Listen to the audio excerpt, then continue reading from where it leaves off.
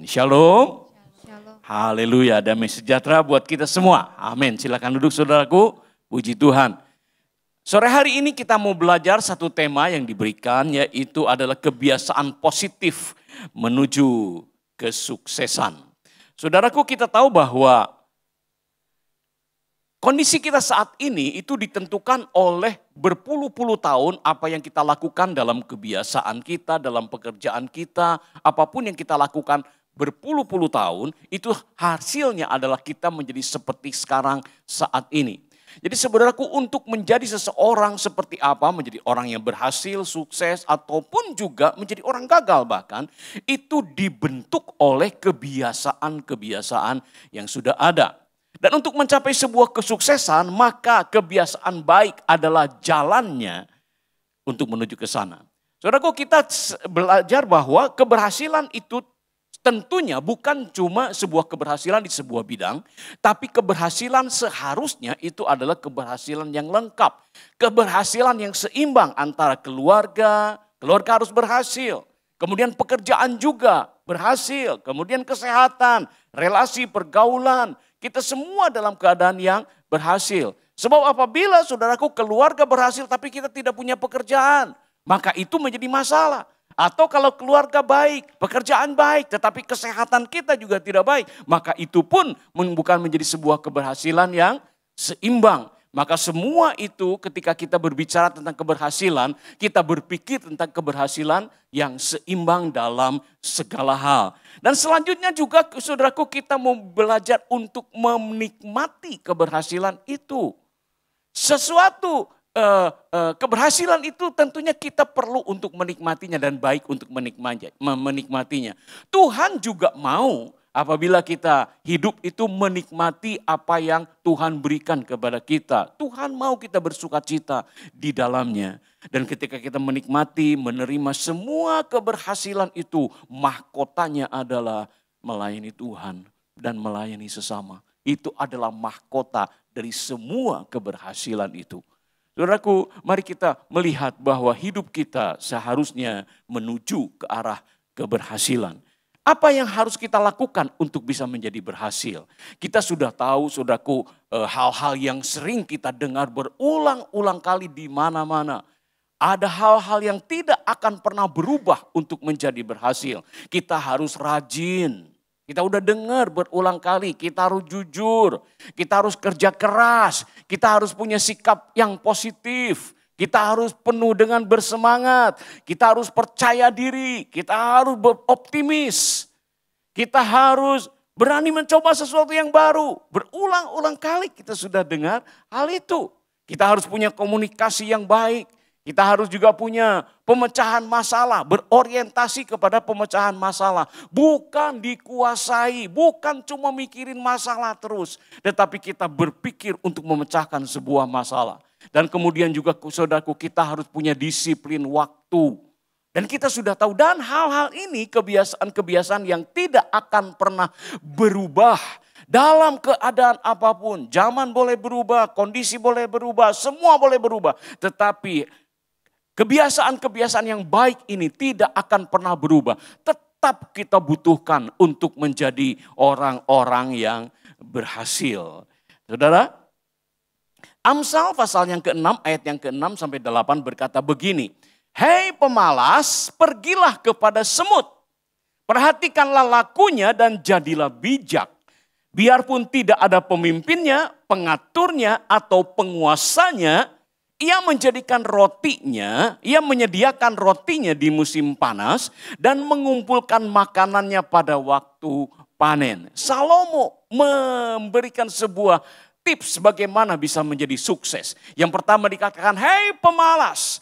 Di situ seakan-akan Salomo menyadarkan bahwa kita harus sadar diri kita sendiri. Dengan spesifik, dengan jelas, Salomo menuliskan, hei pemalas. Jadi kita sudah tahu ini ditujukan kepada siapa.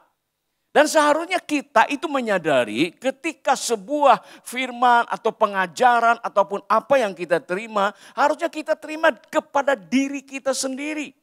Jelas, spesifik. Mungkin masalah kita bukan kemalasan. Mungkin masalah kita adalah hal-hal lain. Tetapi hal yang paling penting adalah kita sadar. Jangan sampai pernah berkata kemudian, eta mah keur batur, lain keur urang hanyakal si eta teu datang poe ieu. Bukan itu saudara, tapi kita terima kepada diri kita sendiri. Dan itu adalah awal dari sebuah perubahan untuk menuju kepada sebuah kesuksesan. Terima kepada diri kita sendiri untuk kita mulai melakukan sesuatu. Pergilah kepada semut, lakukan sesuatu. Jangan cuma tahu tapi bertindak sesuatu, pergilah kepada semut. Dan setelah itu bagaimana? Perhatikan lakunya, jadilah bijak.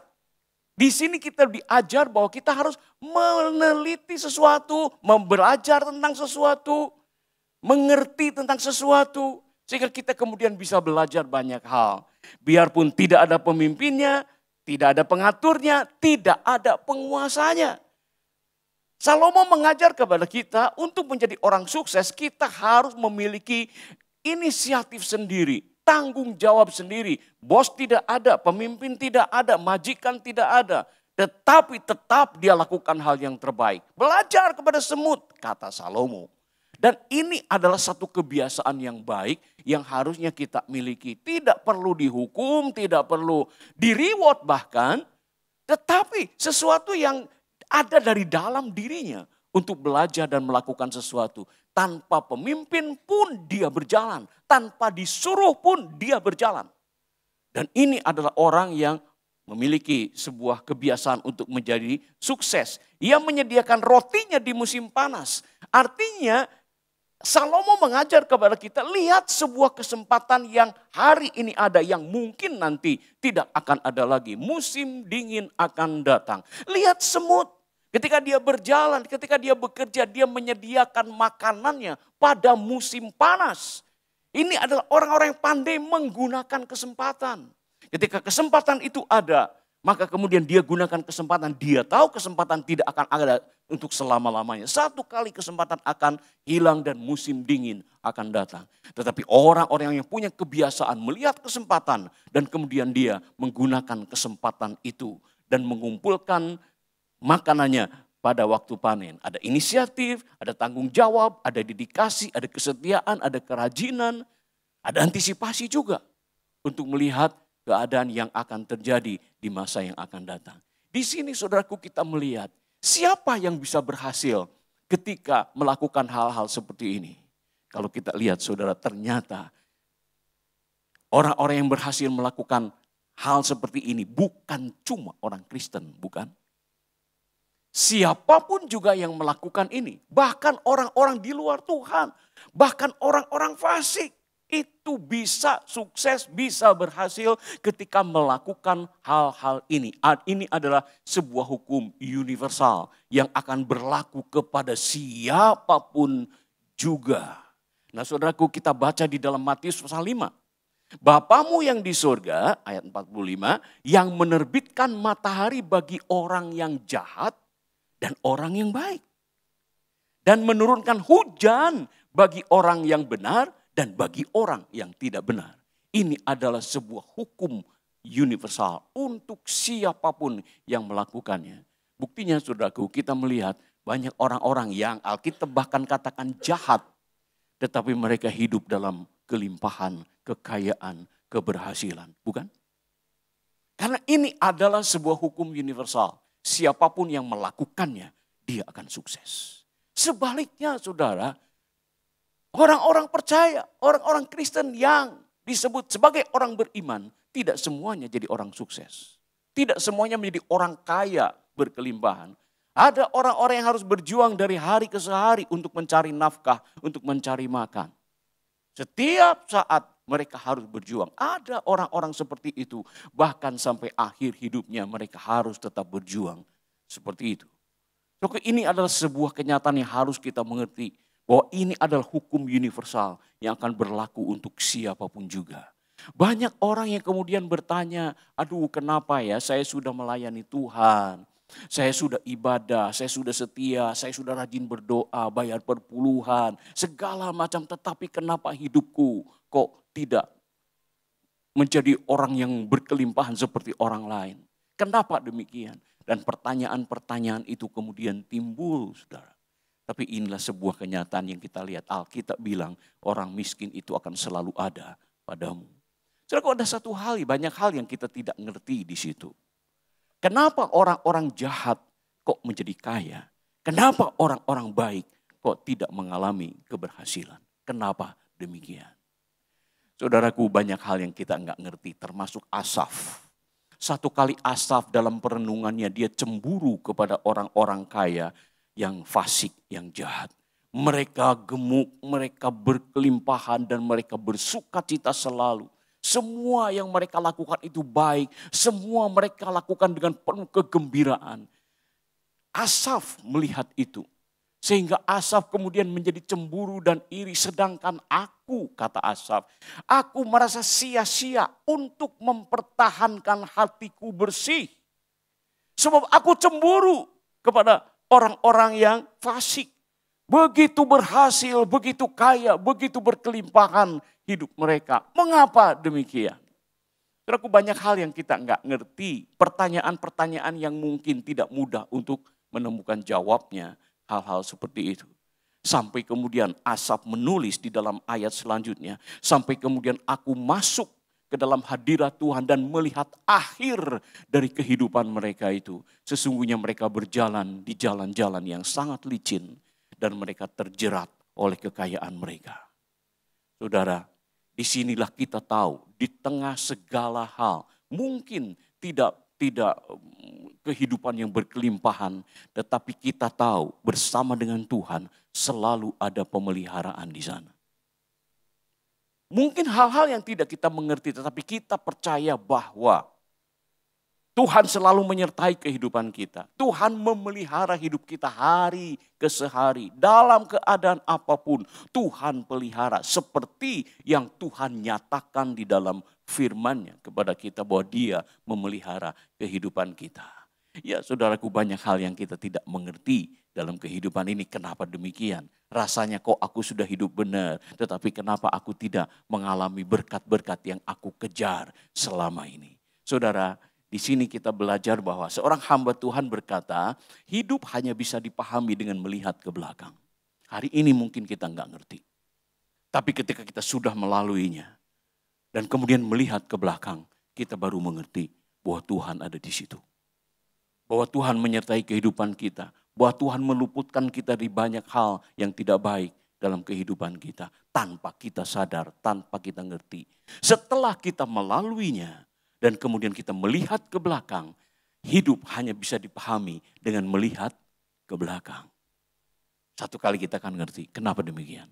Tetap pertahankan iman, tetap hidup benar, tetap hidup sesuai dengan kehendak Tuhan. Satu kali kita akan ngerti semua yang kita tidak ngerti hari ini. Hidup hanya bisa dipahami dengan melihat ke belakang, tapi harus dijalani dengan melihat ke depan. Kita melihat ke belakang, kita ngerti. Tetapi hidup tetap harus berjalan ke depan, bukan? Karena itu sore hari ini mari kita lanjutkan pembahasan kita dengan melihat ke depan. Apa yang harus kita lakukan dalam kehidupan kita ke depan? Saudara, kita tahu bahwa dunia ini sedang berada dalam perubahan yang sangat besar dan sangat cepat sekali. Apapun juga yang sedang kita alami dalam kehidupan berubah begitu besar, begitu cepat. Dunia berubah dengan semakin cepat. Dan perubahan ini juga merubah banyak hal dalam kehidupan kita. Cara kita berbisnis, cara kita mendidik anak, cara kita hidup, cara kita bergaul, semua berubah karena ada perubahan-perubahan yang cepat ini. Dan perubahan ini membuat hidup kita terasa semakin mudah, semakin praktis, semakin cepat, semakin simple. Ya, walaupun tidak semakin mudah.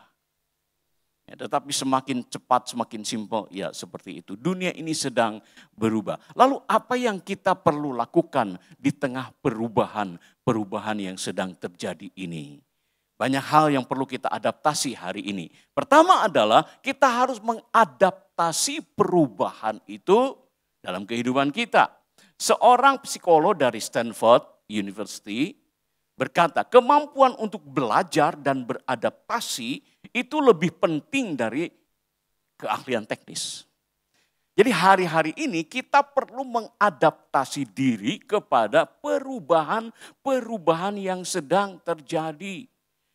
Sebagai generasi yang mungkin sudah berusia ya 40 ke atas atau baby boomers. Saudaraku, kita merasa begini, hidup kok begini ya, kok berubah banyak. Dan kemudian kita melihat banyak sekali hal-hal yang tidak kita ngerti, kok zaman berubah. Tetapi kita harus belajar beradaptasi karena kita tidak bisa memundurkan zaman. Kita tidak bisa memundurkan perubahan lagi. Perubahan akan tetap berjalan.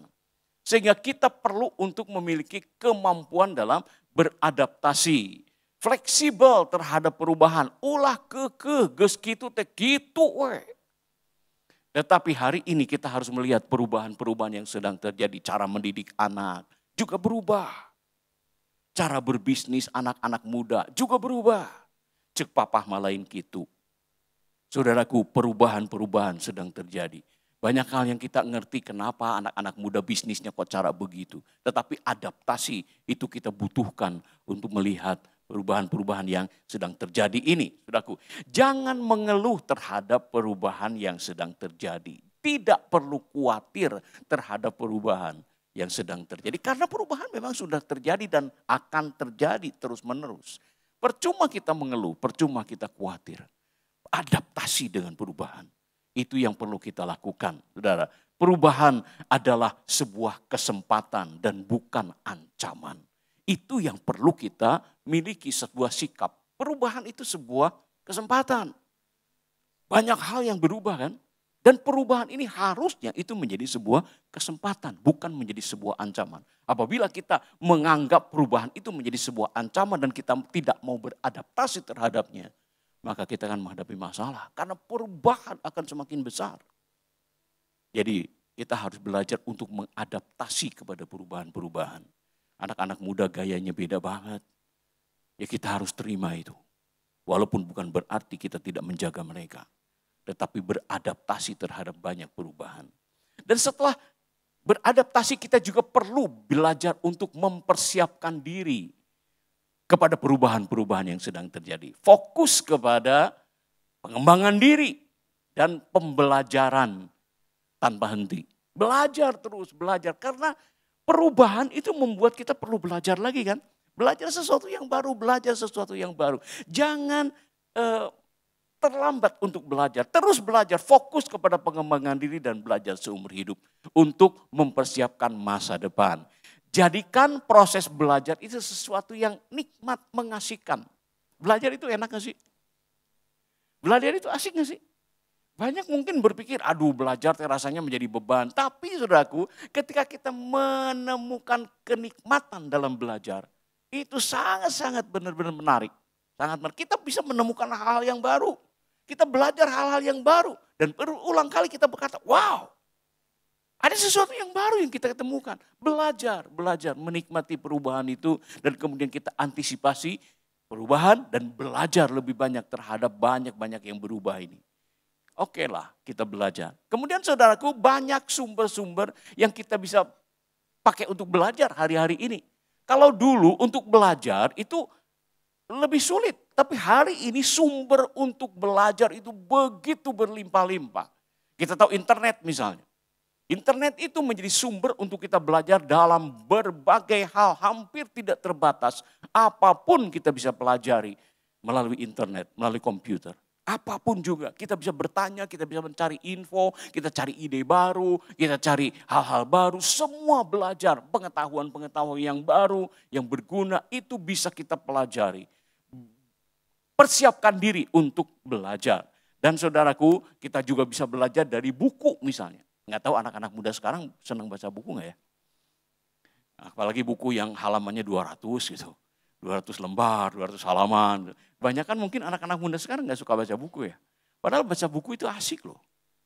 Membaca buku itu sangat mengasihkan. Dan kita bisa belajar banyak. Saudaraku, kalau kita belajar membaca buku sebaiknya bacalah buku tanpa gambar. Kenapa bisa lebih baik? Karena kalau kita membaca buku dengan gambar, saudaraku, maka kita melihat seekor naga itu ya seperti itu. Kita tidak perlu merekanya lagi, kita tidak perlu bayangkan lagi, kita tidak perlu ciptakan lagi dalam pikiran kita. Udah plek, naganya kayak begitu. Tetapi ketika kita melihat atau membaca buku tanpa gambar, menceritakan tentang seekor naga yang berkumis dan bermata merah, sisiknya berwarna hijau seperti tembaga. Dan kemudian dia meliuk terbang dan mengeluarkan api dari mulutnya. Dan kemudian kita mulai mengimajinasikan itu, maka saudaraku, anak-anak muda yang membaca buku akan mulai melatih imajinasinya seperti itu. Dan itu akan sangat bermanfaat untuk seseorang yang ketika satu kali dituntut untuk memiliki sebuah kreativitas.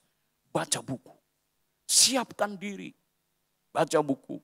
Anak-anak muda yang keluarga-keluarga muda yang punya anak-anak kecil mulai bercerita, ngedongeng sama anak-anak. Mulai ekspresikan sehingga anak-anak kemudian membayangkan sesuatu, berimajinasi. Dan hal itu akan sangat membantu mereka satu kali ketika mereka harus berhadapan dengan dunia yang membutuhkan kreativitas. Karena mereka dilatih untuk membayangkan sesuatu, mengimajinasikan sesuatu, menciptakan sesuatu dalam pikirannya. Belajar ngadongeng sama mereka, saudaraku. Belajar untuk bercerita kepada mereka. Apapun juga ceritakan itu kepada mereka. Yang membuat mereka berimajinasi begitu hebat. Persiapkan diri untuk perubahan yang akan datang. Bahkan Salomo kemudian belajar kepada semut. Orang yang berhikmat itu sampai-sampai dia bisa belajar kepada semut. Hanya orang pinter yang bisa belajar kepada semut. Sebab banyak orang berpikir, semut ngapain juga, kita bisa belajar apa. Tapi orang yang berhikmat itu justru bisa belajar kepada siapapun. Kepada apapun belajar. Dia orang berhikmat. Kalau orang pinter itu justru bisa belajar dari siapapun. Belajar, persiapkan diri. Persiapkan diri. Dan saudara, persiapan adalah sikap iman dan doa yang sesungguhnya. Apabila kita percaya bahwa Tuhan akan memberkati kita dalam pekerjaan kita, dalam bisnis kita, dalam keluarga kita. Kalau kita percaya, bersiap-siaplah. Sebab persiapan itu adalah sikap iman yang sebenarnya. Bahwa dia akan menerima. Saudaraku, satu kali si bos berkata kepada karyawannya, kamu sudah layani aku 25 tahun. Oke, dan pekerjaanmu sangat baik, kamu membawa banyak keuntungan kepada perusahaan kita. Dan kamu mungkin waktunya untuk pensiun, dan besok saya akan kirimkan ucapan terima kasih untuk kamu. Sebab kamu sudah selesai bekerja dan saya akan kirimkan sebuah mobil kepada kamu sebagai tanda terima kasih. Dan ya kita akan kirimkan sebuah mobil. Dan saudaraku si karyawan yang begitu percaya, begitu bergembira, apa yang akan dia lakukan ketika dia pulang? Yang pertama-tama dia akan lakukan, dia pergi ke garasi yang sekarang dipenuhi oleh barang-barang kotor tak berguna itu. Karena dia tahu besok akan ada mobil datang. Dia percaya, dia yakin mobil itu akan datang. Dan untuk itu dia harus bersiap-siap. Dia bersihkan semuanya. Persiapan adalah tanda iman. Kalau kita percaya bahwa Tuhan akan memakai kita dalam pekerjaan kita, memberkati kita dalam segala hal, bersiap-siaplah. Tanpa persiapan itu saudaraku, kesempatan yang akan datang tidak akan menjadi arti apa-apa.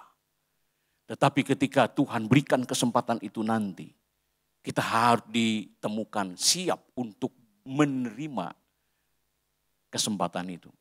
Keberhasilan adalah kesempatan yang bertemu dengan kesiapan. Tapi kalau kita tidak siap, kesempatan datang, nggak ada gunanya sama sekali. Karena itu bersiap-siap. Belajar lebih banyak. Kita tidak tahu apa yang akan terjadi di tengah perubahan-perubahan yang akan datang. Dan selanjutnya kita harus juga memiliki kreativitas. Mulai berkreasi, kreativitas.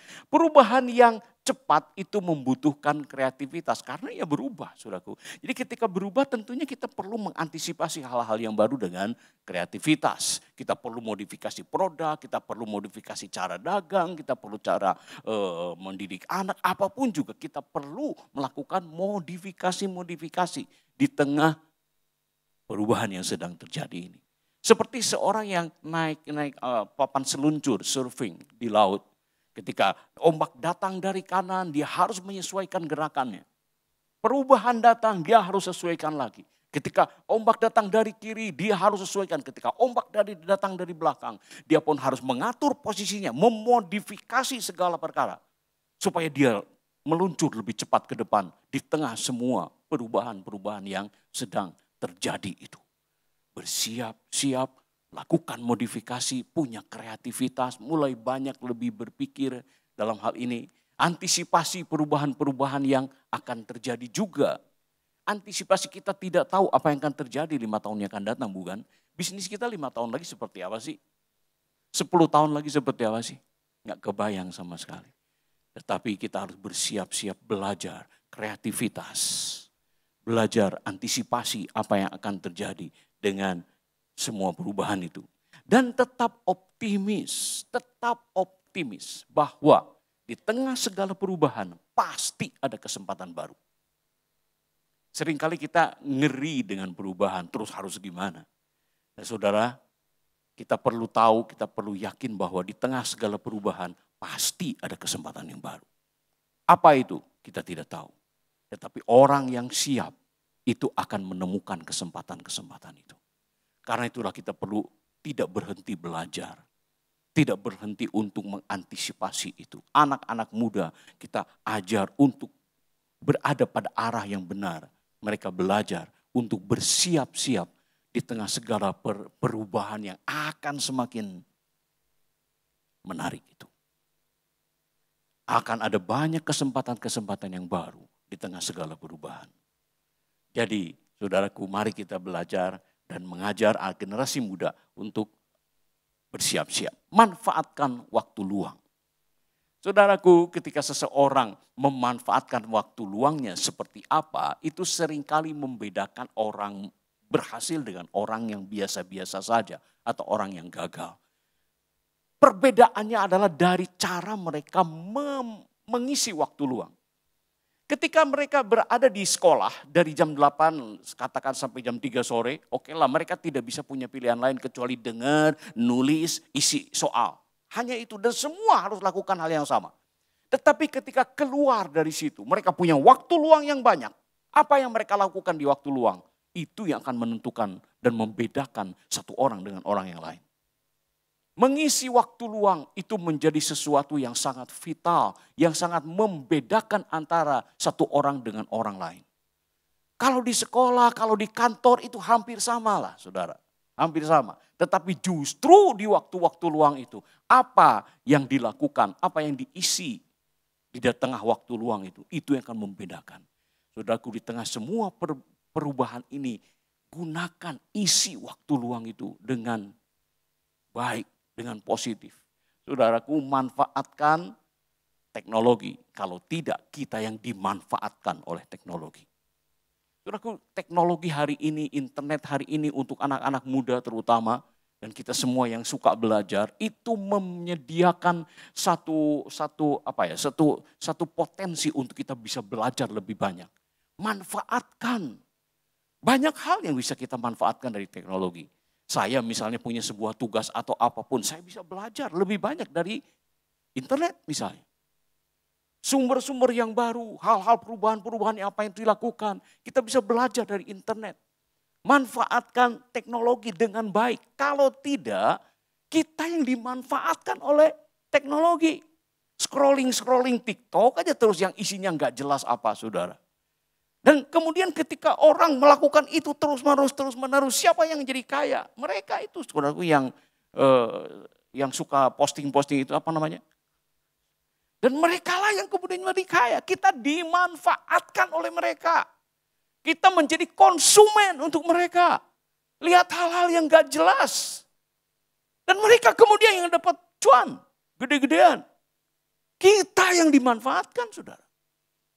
Mengisi waktu luang dengan cara yang positif. Gunakan, manfaatkan semua teknologi itu untuk kita mendapat sesuatu. Jangan sampai kita yang dimanfaatkan oleh mereka. Saudara pernah dengar sebuah istilah brain rot? Ini istilah udah lama, saudaraku. Tapi hari-hari ini kembali muncul dengan cukup deras. Brain rot itu artinya adalah pembusukan otak. Bukan berarti otaknya menjadi busuk secara biologis. Tetapi isi dari otak itu penuh dengan hal-hal yang gak jelas. Sehingga anak-anak muda tidak lagi ingin untuk melakukan apapun. Tidak mau berpikir, malas untuk kreatif. Hanya dimasukin benda-benda yang tidak kelihatan itu. Benda-benda yang sebenarnya tidak ada gunanya sama sekali. Isinya hal-hal, informasi-informasi yang gak jelas. Dan itu yang membuat kemudian para pendidik hari ini menjadi gelisah. Karena saudaraku, generasi yang mulai hidup di dunia internet hari ini mulai masuk dunia kerja. Gen Z.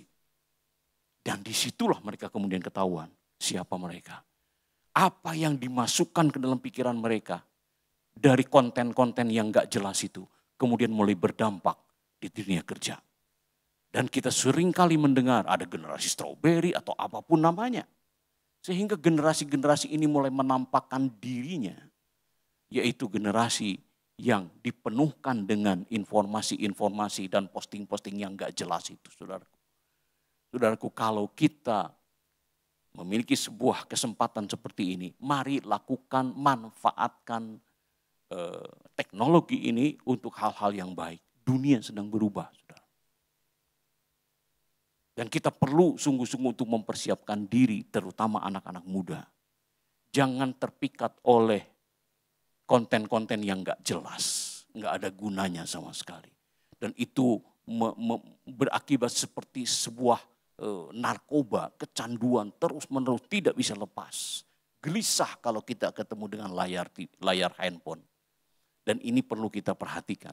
Mari kita belajar kreatif dengan menggunakan teknologi yang ada untuk hal-hal yang baik.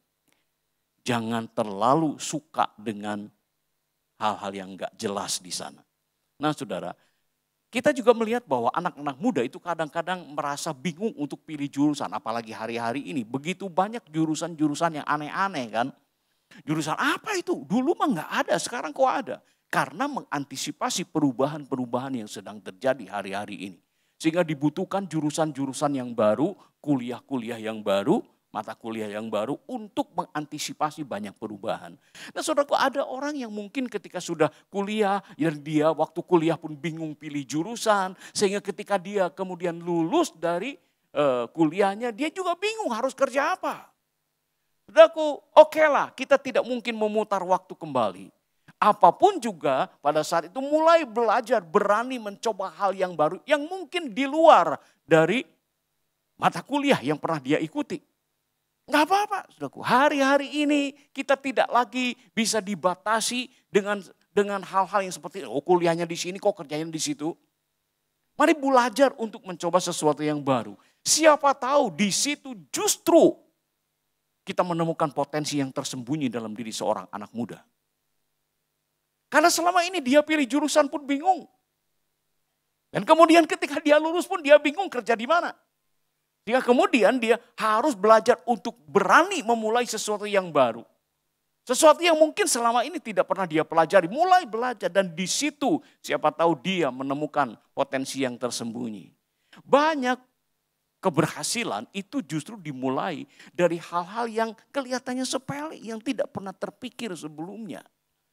Di dunia yang sedang berubah ini kemungkinan begitu banyak. Dan karena itulah kita perlu belajar untuk berani mencoba sesuatu yang baru. Kita pernah mendengar bahwa kerja itu harus sesuai passion kan. Dan banyak, saya juga pernah mendengar berulang-ulang kali, kita kerja itu harus sesuai passion. Apa itu maksudnya? Maksudnya adalah kalau hati kita inginnya begini, begitu, begini, begitu. Dan kalau bakat, kalau minat kita itu seperti ini, harusnya seperti itu. Kerja di tempat yang sesuai. Puji Tuhan kalau bisa. Tetapi kenyataannya, berapa banyak orang yang bekerja sesuai dengan passionnya.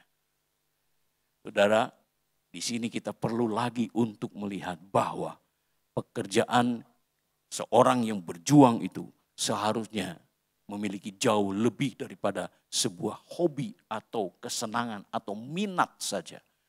Saudara, kalau kita melihat sesuai passion, Yusuf itu tidak kerja sesuai passion, bukan?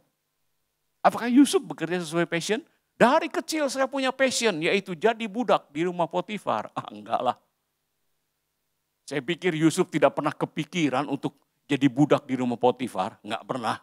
Kemudian dia juga harus masuk menjadi koordinator penjara. Enggak pernah dia punya passion seperti itu tentunya. Tetapi Tuhan memimpin dia ke arah itu. Menemukan potensi-potensi yang besar dari dirinya. Saudaraku Musa, apakah Musa punya passion untuk menjadi pemimpin? Dia itu berkata, aku ini gak bisa ngomong. Dia itu orang melankolik, saudara.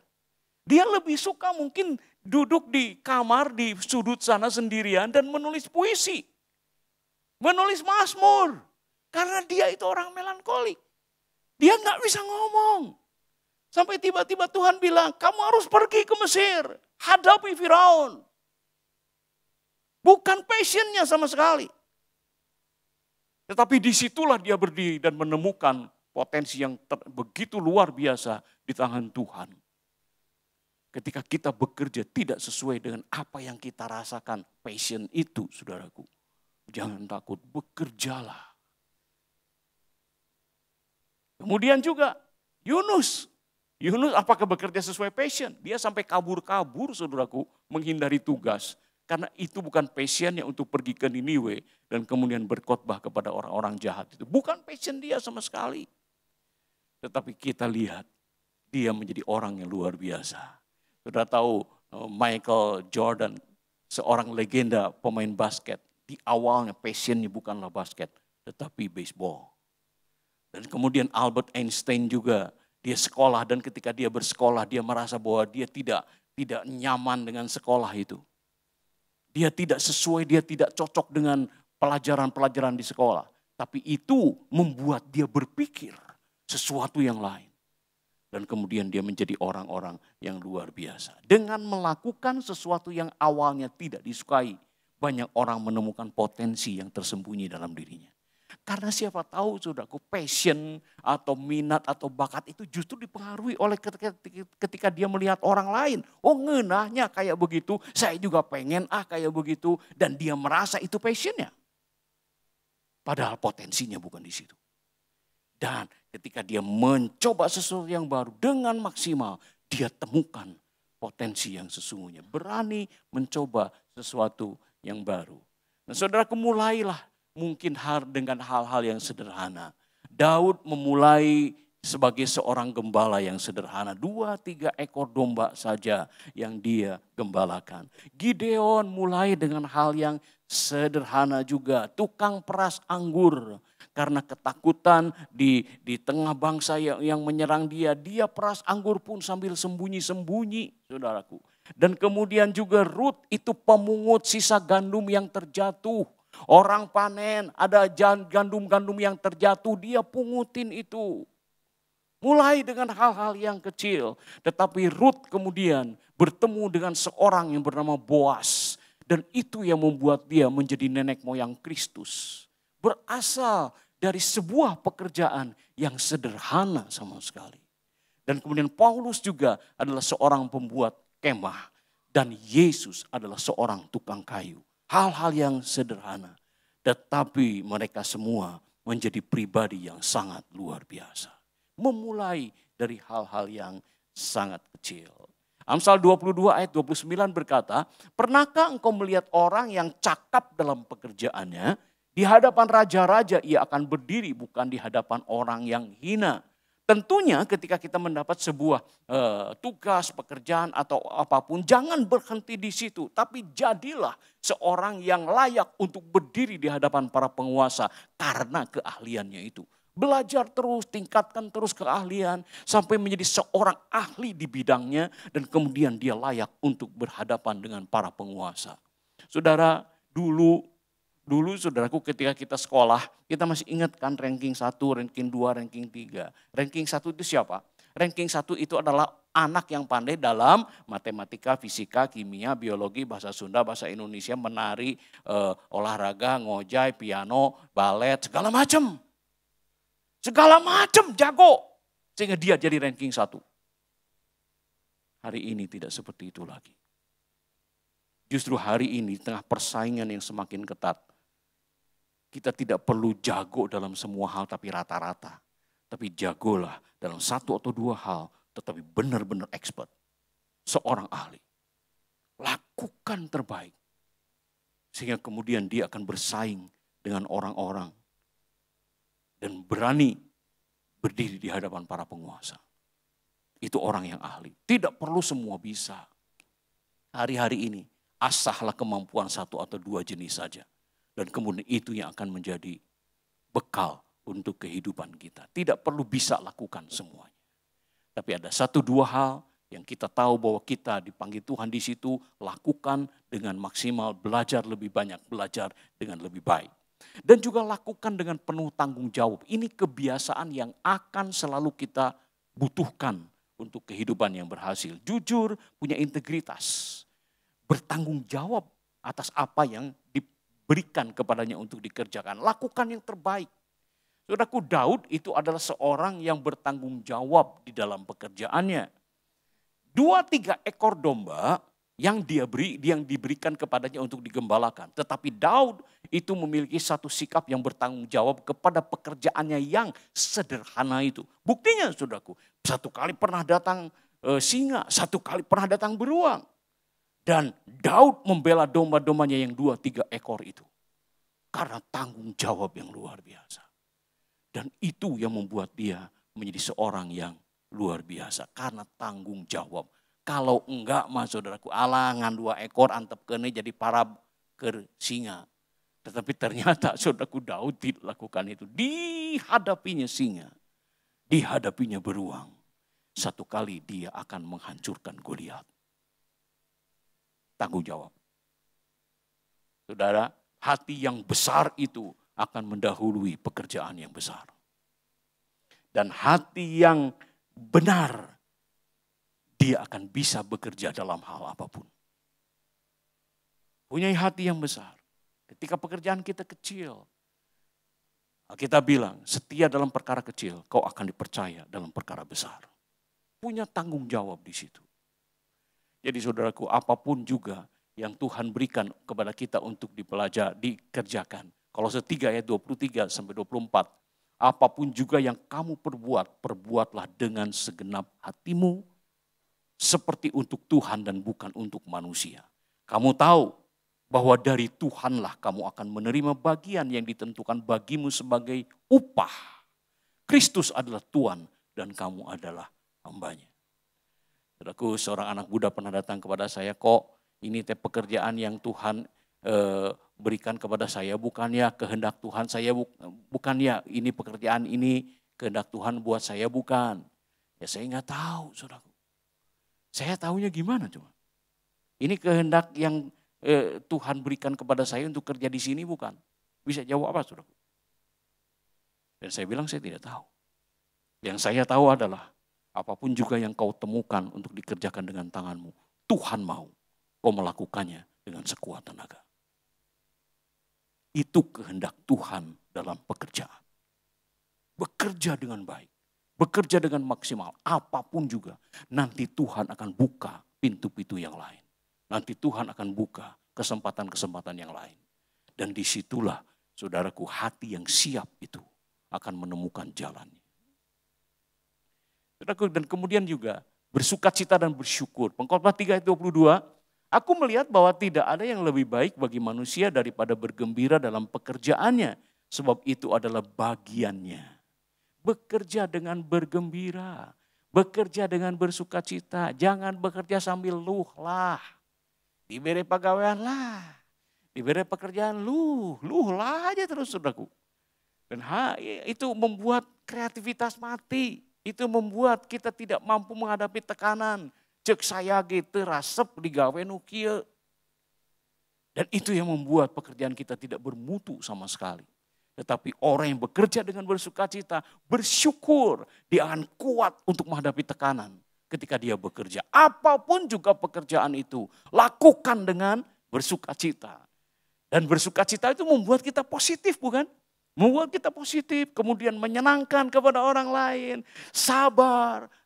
Sukacita itu membuat kita penuh pengertian dibanding dengan uring-uringan.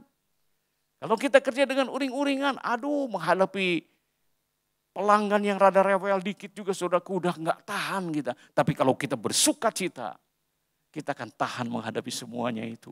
Kita penuh semangat dan dengan itu juga kita menjadi kreatif kalau kita bersuka cita. Mungkin nggak sih kerja uring-uringan menjadi kreatif? Tetapi dengan bersuka cita kita menjadi kreatif. Kita memiliki daya tahan, kita mempunyai fokus dan kemudian hubungan baik dengan orang lain. Pepatah Cungko bilang, kalau tidak bisa senyum jangan buka toko. Harus bersuka cita, harus bergembira. Dengar khotbah juga harus tersenyum saudaraku. Ayo tersenyumlah, dukung saya saudaraku. Oke, ya. Oke, kita lanjutkan lagi. Bersuka cita dan bersyukur. Mengeluh itu tanda kita tidak menghargai pekerjaan yang diberikan Tuhan kepada kita. Ketika Tuhan berikan kepada kita pekerjaan, kita ngeluh terus pekerjaan kita. Kira-kira gimana sih hati Tuhan? Tetapi ketika Tuhan berikan pekerjaan kepada kita, kita bersuka cita, itu artinya kita bersyukur, berterima kasih atas berkat Tuhan dalam pekerjaan yang diberikannya kepada kita. Dan itu pastinya akan menyenangkan hati Tuhan. Kerja dengan bersuka cita. Apapun juga pekerjaan kita. Jangan lupa untuk tetap bersuka cita dalam bekerja. Buka toko, pergi ke kantor, atau tugas apapun, lakukan dengan sukacita. Lakukan dengan sukacita dan itu Alkitab bilang tidak ada yang lebih baik bagi manusia daripada bergembira dalam pekerjaannya. Enggak ada yang lebih baik daripada itu. Bergembira dalam pekerjaannya. Sebab itu adalah bagian yang diberikan Tuhan kepada kita. Bergembira, bersukacita ketika kita bekerja. Kemudian saudaraku, Alkitab bilang, kalau kamu kekurangan hikmat, tetapi apabila di antara kamu ada yang kekurangan hikmat, hendaklah ia minta kepada Allah yang memberikan kepada semua orang dengan murah hati, dengan tidak bangkit-bangkit, maka hal itu akan diberikan kepadanya. Haleluya. Ini janji Tuhan, ini Alkitab yang nulis. Kalau kita bingung, kekurangan hikmat, kita nggak tahu apa yang harus dilakukan, berdoa. Minta hikmat. Tuhan menuntun kita. Dalam banyak hal Tuhan memberikan kepada kita ide-ide baru. Tuhan buka jalan-jalan yang baru. Tanpa pernah mungkin kita sadari. Tuhan sedang buka jalan. Minta hikmat kepada Tuhan. Minta hikmat untuk pekerjaan-pekerjaan yang sedang kita lakukan. Dan kemudian saudaraku, ketekunan iman, berdoa kepada Tuhan, percaya bahwa Tuhan menolong, memberkati kita. Saudaraku, ketika kita berdoa, kita minta perubahan-perubahan terjadi dalam pekerjaan kita, di dalam situasi apapun juga. Mungkin saudaraku Tuhan tidak merubah keadaan itu. Kalau doa tidak merubah keadaan, maka doa itu akan merubah diri kita menjadi kuat. Untuk menghadapi semua prosesnya. Untuk menyelesaikan semua prosesnya. Dan kita menjadi orang yang berhasil. Saudara, seorang hamba Tuhan, Agustinus berkata, ketika Tuhan menutup satu pintu, dia membuka pintu yang lain. Tetapi kita sering terlalu lama terpaku dengan pintu yang tertutup, sehingga tidak melihat pintu lain yang terbuka. Saudara, hari-hari ini semuanya banyak berubah. Dan kemudian kita mulai merasa bingung. Dan kita mulai melihat persaingan begitu lebih berat lagi. Perubahan-perubahan terjadi. Dan rasanya pintu yang selama ini jadi berkat buat kita sudah mulai tertutup. Dan ketika itulah kemudian kita mulai melihat pintu yang tertutup terlalu lama. Kita terpaku kepada pintu yang tertutup. Kumaha ayeuna. Apa yang harus dilakukan sekarang?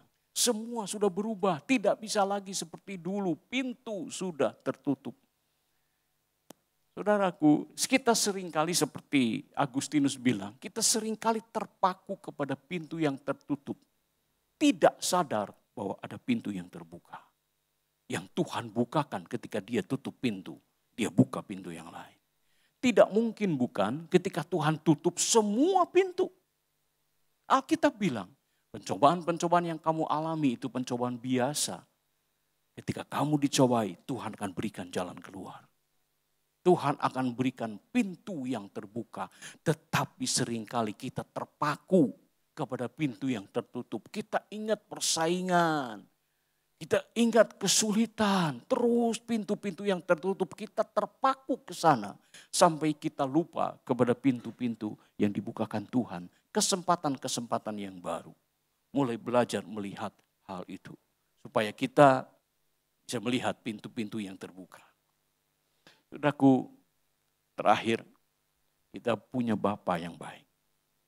Dan Bapa itu adalah Bapa yang memelihara kehidupan kita. Alkitab bilang Matius 6 ayat 32.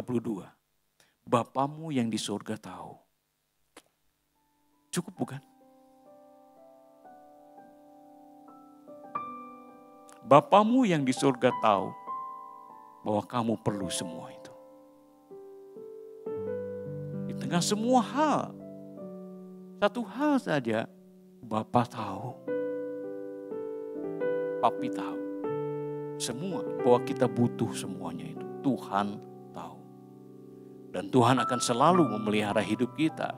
Tetapi carilah dahulu kerajaan Allah dan kebenarannya. Maka semuanya itu akan ditambahkan kepadamu. Saudaraku, kita seringkali mendengar kesaksian dari orang-orang sederhana. Yang kita pikir, gak bisa apa-apalah. Orangnya sederhana, semuanya serba sederhana dalam hidupnya. Tapi kita sering dengar bagaimana Tuhan memelihara hidupnya. Hari demi hari kita mendengar Tuhan cukupkan, Tuhan pelihara kehidupannya. Dan itu membuktikan bahwa Tuhan itu peduli. Bahwa Tuhan itu menyertai kehidupan kita. Apakah kita pernah merasa khawatir bagaimana kehidupan anak-anak kita nanti? Di tengah perubahan-perubahan yang sedang terjadi. Bagaimana cucu kita nanti? Kita tidak bisa bayangkan apa yang terjadi pada saat-saat itu, bukan? Mungkin kita pernah merasa khawatir. Saudaraku, Tuhan itu selalu hadir dalam setiap bagian sejarah dan perubahan.